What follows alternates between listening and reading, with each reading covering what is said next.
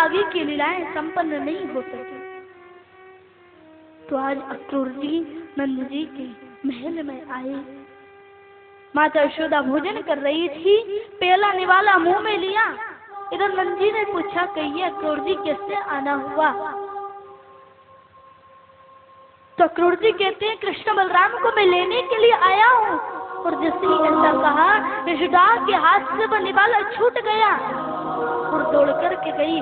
कहने लगी, मेरे प्राणों की यदि किसी को आवश्यकता है, मेरे प्राण किसी को यदि चाहिए तो वो ले सकता है। कृष्ण बलराम को अपनी आंखों से ओझल होते हुए कभी नहीं देख सकते,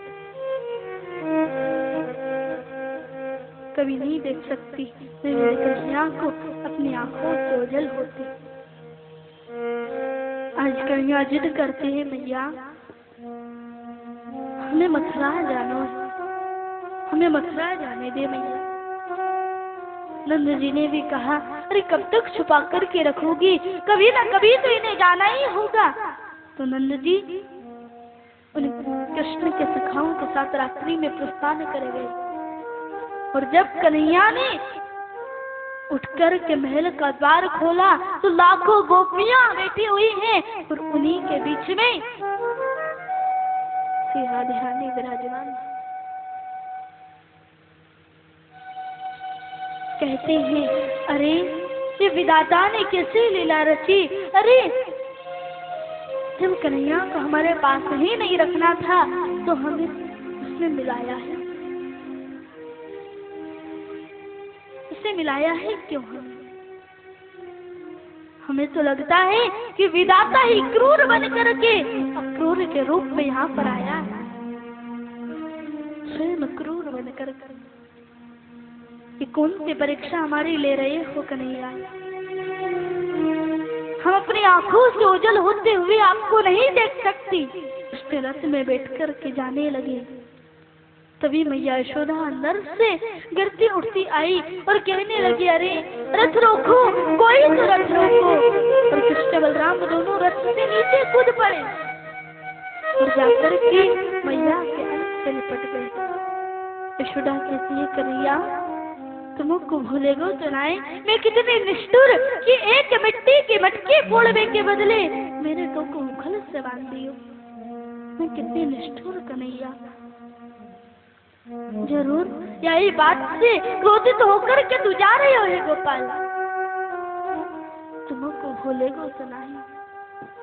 तो कृष्ण कहते हैं, मैया दुनिया की हर बात को भूल सकता हूँ, लेकिन तुम्हारे भाव को, तुम्हारे प्रेम को, तुम्हारे वात्सल्य को कभी नहीं भूल सकता। क्योंकि जो प्रेम मैया यशोदा ने कृष्ण को दिया है, शायद वो प्रेम देवी की कभी नहीं दे पाता, कभी नहीं दे पाता।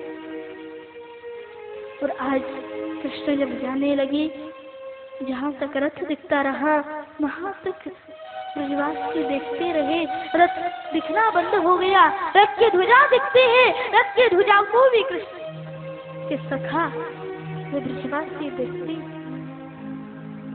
रथ की ध्वजा दिखना बंद हो गई, रथ की उड़ती हुई धूल को ब्रजवासी देख रहे हैं। और जब वह धूल भी शांत हो गई तो उन ब्रजवासियों ने अपने हृदय पर पत्थर रखा और कृष्ण के आने का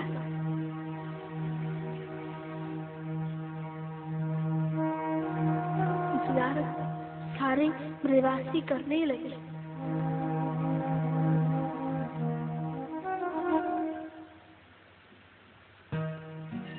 आज कन्हैया आए, अपने सभी बाबा से, अपने सभी सखाओं से मिले।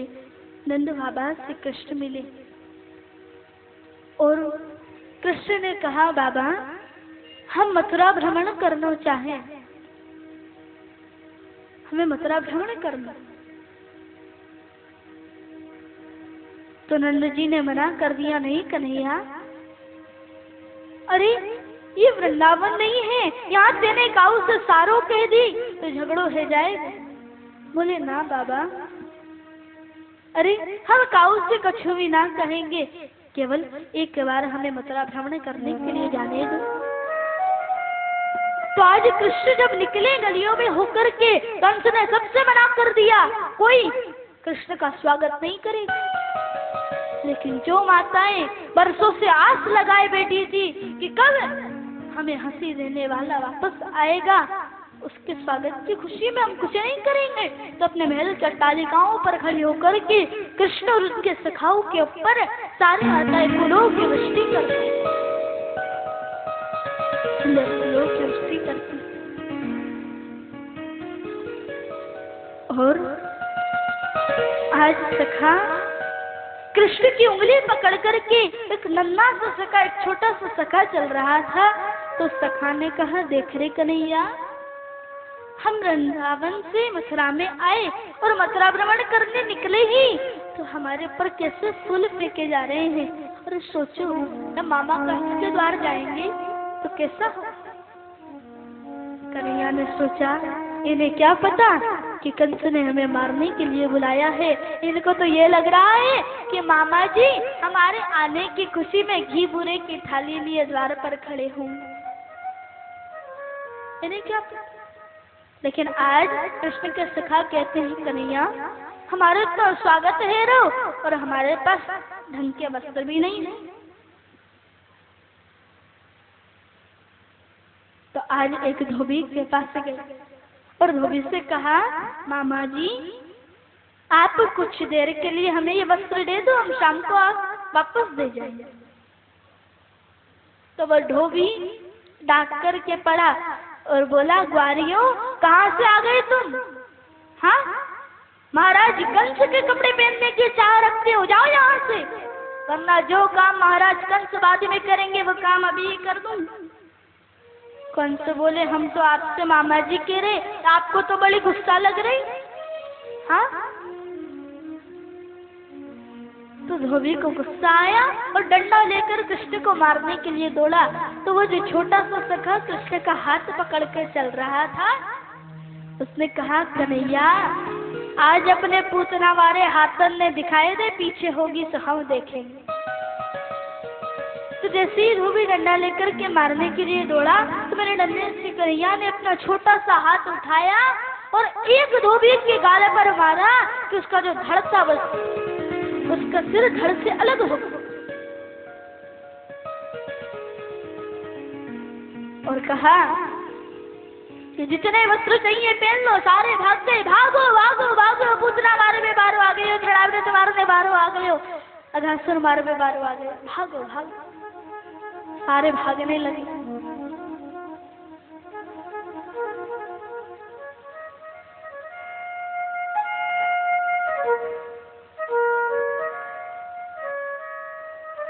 और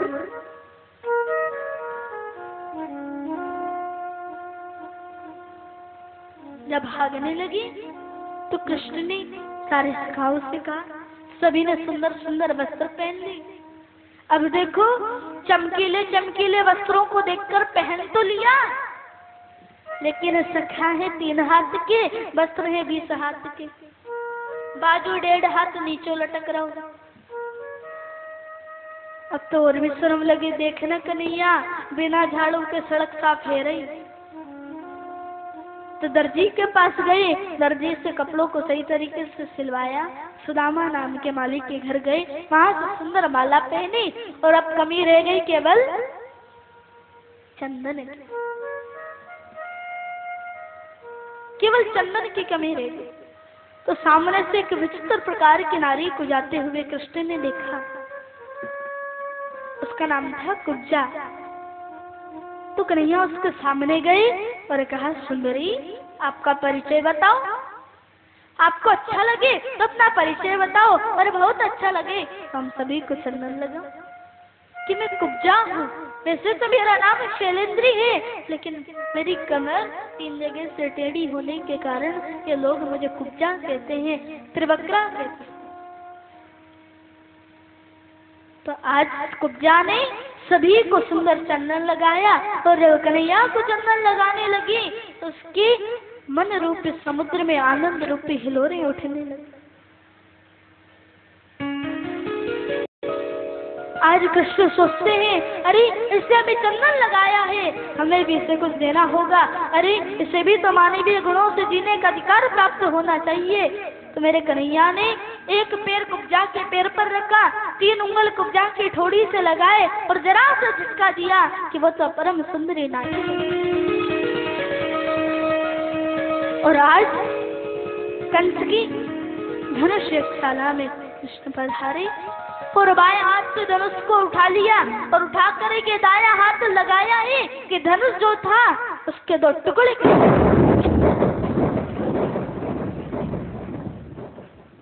अब तो सारे मथुरा में हाहाकार फैल गया। अरे धनुष तोड़ दिया कंस, कृष्ण ने धनुष तोड़ दिया, अब कंस बचने वाला नहीं है, अब कंस मर के रहेगा। कंस भयभीत हो गया, बोले आप चिंता न करें। अरे अभी तो चाणूर है, मुष्टिक है, इतने बड़े बड़े मल्ल पहलवान, कृष्ण का तो कचूमर बना करके रख देंगे। चाणूर कौन है? कृष्ण का, कंस का सेनापति। और इतना वीर है चाणूर कि 1 लाख सैनिकों से अकेला युद्ध कर सकता है। 1 लाख सैनिकों से अकेला युद्ध कर सकता है, इतना वीर। और इतने वीर चाणूर से आज कन्हैया, छोटा सा कन्हैया 11 वर्ष 56 दिन का कृष्ण युद्ध कर रहा है। लेकिन ये शक्ति कहाँ से आई? माँ यशोदा के प्रेम। बलराम को मुष्टिक ने पकड़ लिया, चाणूर को कृष्ण ने पकड़ लिया। और आज चाणूर और मुष्टिक दोनों से कहने लगे आज तो हमसे युद्ध करना पड़ेगा। कन्हैया बोले लड़बे तो हम पे आवे ही ना है। बोले कैसे नहीं आता, हमने इतने राक्षस भेजे, तुमने सारे मार दिए। बोले मामा जी तुम्हारी सौगंध खाए करके कह रहे, जितने भी राक्षस भेजे तुमने सारे मरे मराए थे, हमने तो धक्का देकर यमुना जी में फेंके बस, और कुछ नहीं। और युद्ध करने लगे जबरन, तो मेरे कन्हैया आवेश में आ गए। उन्होंने चाणूर को ऊपर उठा लिया, बलराम ने मुष्टिक को ऊपर उठा लिया और 7 बार आकाश में भ्रमण करा करके चाणूर मुष्टिक दोनों को जमीन पर दे मारा। दोनों का प्राणांत एक ही क्षण में हो गया। बड़े बड़े वीर मल्ल योद्धा आए और आज कृष्ण ने एक छलांग लगाई, सीधे पहुंचे कंस के सिंहासन पर और उछल करके उसका मुकुट नीचे गिरा दिया, उसके केश पकड़ लिए। कंस बोला क्या करते हो, ये क्या सभ्यता है, मेरे केश को क्यों पकड़े रखा है, मुझे कष्ट होता है। बोले कष्ट होता है? अरे उस समय क्या मेरी माँ को कष्ट नहीं हुआ होगा? जब मेरी माँ का विवाह हो रहा था और उसी समय एक आकाशवाणी को सुन करके तुमने मेरी माँ के केश पकड़कर नीचे घसीट दिया और तलवार से मारने को सिद्ध हुआ। क्या उस समय मेरी माँ को कष्ट नहीं हुआ होगा? आज तुम कहते हो कि केश पकड़ने से लगती हुई। अरे कल मेरी तरफ देखो, मैं तुम्हें मुक्ति प्रदान करूंगा। ऐसा कहते कहते उसके केशों को पकड़ करके कृष्ण ने कंस को नीचे गिरा दिया और स्वयं पूरी त्रिलोकी का भार लेकर के कंस के ऊपर कूद पड़े और कुछ ही क्षण में उसका प्राण हो गया। बोले शिवाल कृष्ण लाल की जय। कुछ ही क्षण में उसका प्राण बाल कृष्ण प्रभु उसका वध कर लिया है। आज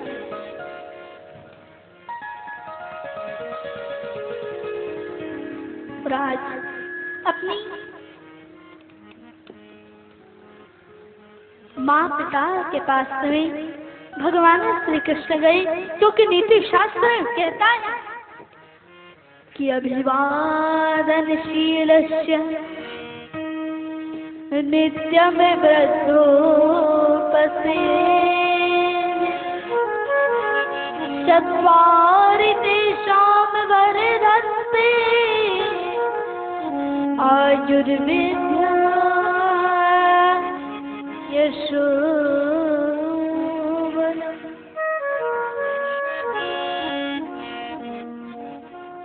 जो जो अभिवादनशील होते हैं, जो नैतिक बड़ों को प्रणाम करते हैं, उनके 4 चीजों की वृद्धि हो जाती है। आयु, विद्या, यश और बल, ये 4 चीजें बढ़ जाती हैं।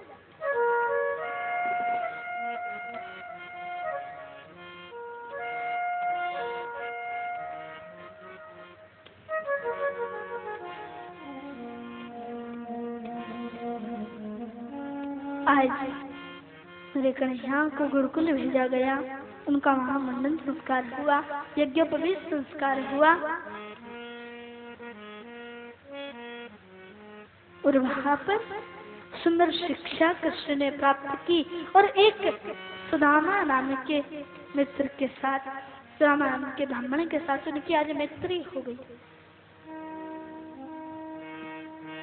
सुदामा के साथ कृष्ण की मैत्री हुई और जब जाने लगी कन्हैया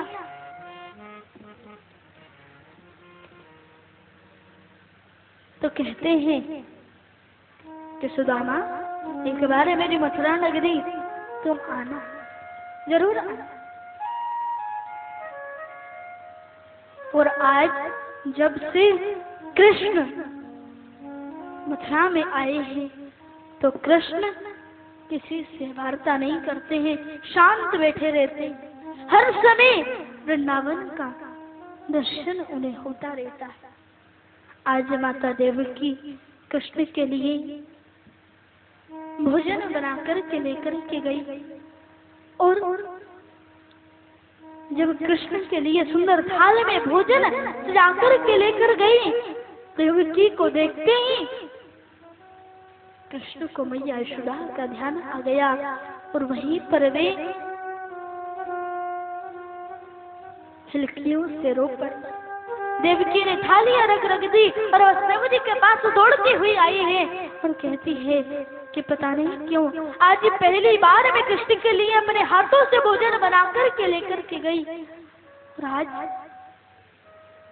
वो मुझे देखकर के रोने लगी।